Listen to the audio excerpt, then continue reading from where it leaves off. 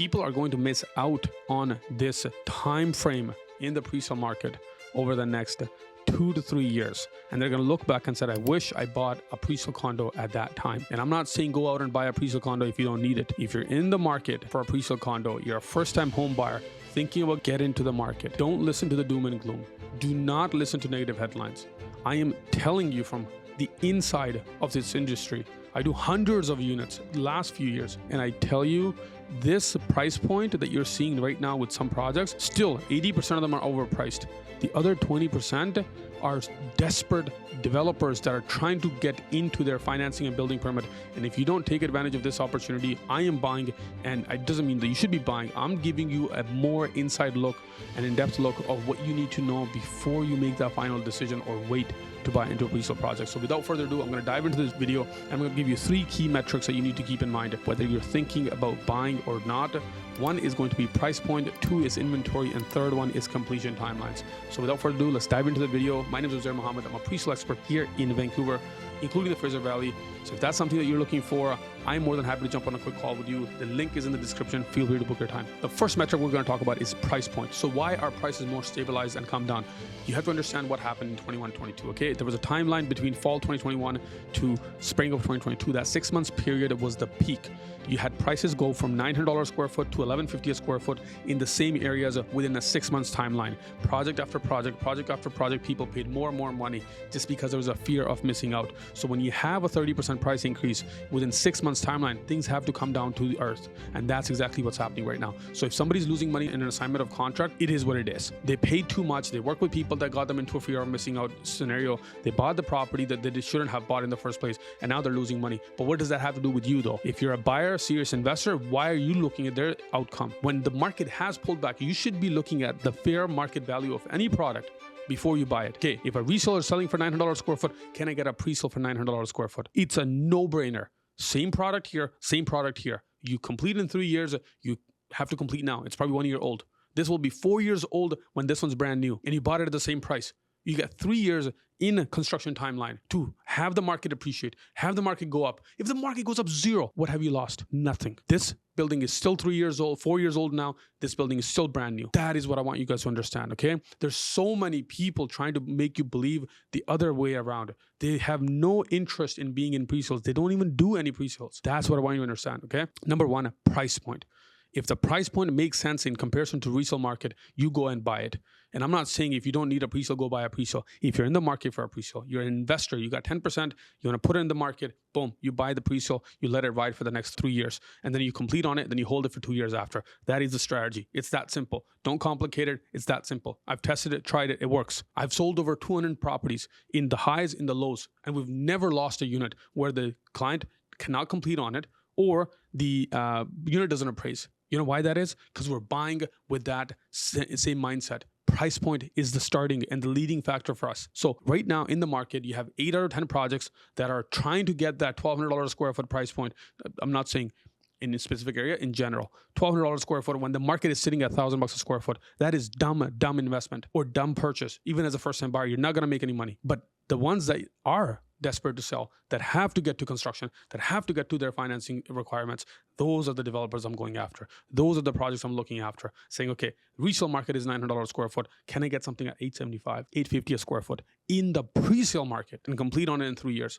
That's money right there. If you don't understand this, you should just skip the video and leave, because that is the ultimate breakdown of pre-sale investing. So price comes first. If you don't lead with price or dollar per square foot cost, don't even buy a pre-sale. It's that simple. Layouts, developers, everything else, amenities, location, everything comes after. It's very simple. Building 1, building 2, get the fair market value per square foot and see what you're paying. If this is like $1,100 a square foot and this is sitting at $1,000 a square foot, too much premium. You want to bring it down to $1,050, $1,025. That's what you want to pay. This will make you money in the long run. Okay, so that's number 1. As a first-time buyer, investor, first thing you want to look at price point. If you can get, like we're getting townhomes in Langley right now, brand new townhomes at the price of resale townhomes. Why the hell am I going to go buy an older townhome when I can get something for brand new for the same price point? Maybe a $10,000 difference, but you get a brand new thing. Let's say if it's $20,000 price difference.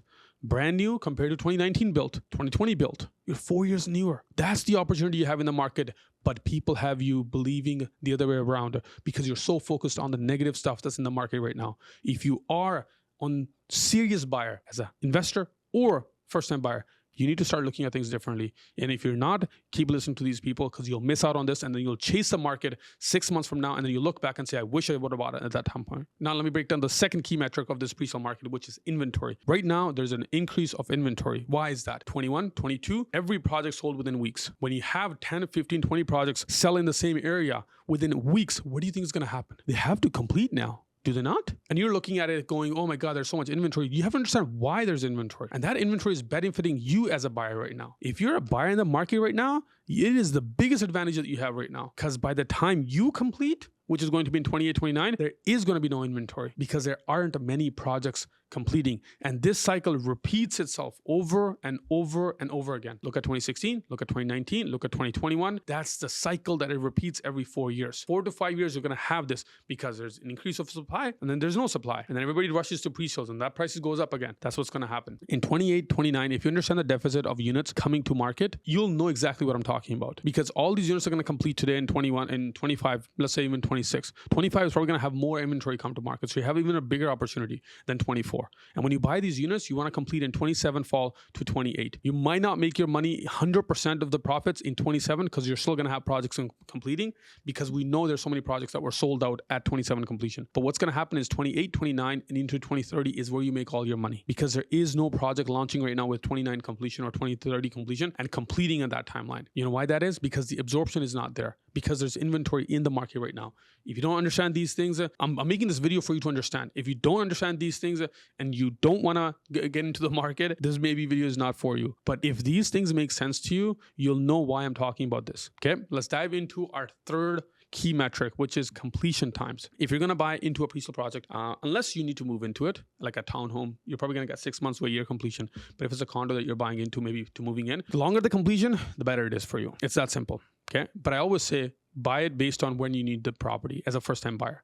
As an investor, longer the completion. I don't care if the project is delayed a year. I generally don't care. Delay is way better than being early. What is more dangerous is if the project is early. So any project that you look at, if it's a low-rise wood frame building, look at 2028 completions now. They're just going to start to see them now pop up, but you want to see 27 fall to 28 completions. Anything in the 28s, it's a really good opportunity because you're not going to have that many projects completing. 26 is pretty much going to be some inventory, but 27 lesser inventory, but 28 not much inventory. And you're going to see 25 now. More and more projects come with 2028 completions, but again, not many though, because there's so much inventory being dumped right now with the completed projects coming to market. So first, time buyers should be buying a project that is going to be when they need the property. Investors, as long as possible. That's the three things that you need to keep in mind. And the most important thing I'll tell you is if you're looking at pre-sales and you're thinking, I don't know if it's a good investment or not, you have to understand supply and demand. And you're not buying this property to flip in the first place. So when you know that in 27, 28, there's less supply and there's going to be demand for this product. And if you think condos are going to go out of whack and no one's going to buy condos again, probably shouldn't even be looking at real estate in the first place. Guys, the reason why everybody says pre-sales don't work or they can't get anyone to make money in pre-sales is because they're buying the highest price inventory. They're buying the other 80% projects. The 20% make the money. You think if pre-sale, why would pre-sale exist if investors didn't make money in them? Nobody would buy these. You get an advantage in the market 3 to 4 years without mortgage. Like, sign me up. As long as you get a good price point. And you have to start looking at pre-sales as a value investment than a speculation and start flipping these things tomorrow. I always go in with the mindset saying 3 year completion, 3 years in construction, 2 years after completion, 5 years hold, and then we see what we want to do with this property. If you go with that mindset, you're not going to go wrong any time. But I think 2025 is probably one of the best opportunities to buy into a pre-sale project. And that's why I'm going to be buying one more unit and I'll probably capped up after that point that will complete in 2028. But most of my completions now are going to be, so one's completing now spring of 2025. The 2 are going to be completing in 2027, summertime, and then 1 will be in summer of 2028. So I'm giving a 1 year gap just in case I need to manage my portfolio and move properties around. But most likely the one I close now will be the one that I manage or refinance or whatever I need to do for the 27 closings. And then when the 27 closings are done, I'll see what I want to do with the 28 because I know how this game works and that's how I'm playing it.